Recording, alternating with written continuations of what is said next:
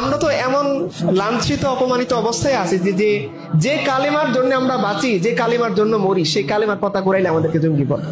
আমরা বলি এখানে দাঁড় ইউটিউবি মসজিদ অনেক বেশি, আমরা গর্ব করে বলি এদেশে আল্লাহ আকবরের সাথে সূর্য ওঠে সূর্য ডোবে, কিন্তু আপনি বলেন যে আল্লাহ আকবরের সাথে সূর্য ওঠে, যে আল্লাহ আকবরের সাথে সূর্য ডোবে, সেই আল্লাহর কথা এই জমিনে বলা যায়? তাহলে আমাদের এই কথা বলা কি সাজে যে আমরা 92% মুসলমান? 92% মুসলমান দিয়ে আপনি কি করবেন? যে 92% মুসলমান আলিফের হাত থেকে তার বোনকে রক্ষা করতে পারে না, যে 92% মুসলমান চাঁদাবাদের হাত থেকে তার বোনকে রক্ষা করতে পারে না, যে 92% মুসলমানের দেশে আলেম ওলামারা দ্বীনে হক বলার কারণে তাদেরকে গুম করে রাখা হয়, খুন করে ফেলা হয়। 92% মুসলমানের দেশের পলিটিশিয়ানরা বলে যে আমরা আল্লাহ শরিয়া চাই না। এরপরে আবার 92% মুসলমান ওদেরকে ভোট দিয়ে নির্বাচিত করে।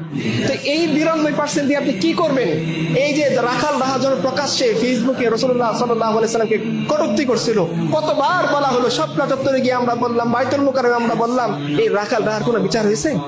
আপনার এই সোসাইটি রাসূলুল্লাহ সাল্লাল্লাহু আলাইহি সাল্লামের ইজ্জতের গুরুত্ব দেয় না, এরপরও আপনি এটা নিয়ে খুব সন্তুষ্টি বলবেন যে 92% মুসলমানের দেশ, আমরা খুব নারায়ে তাকবীর? না, মনে করা কোনো কারণ নাই।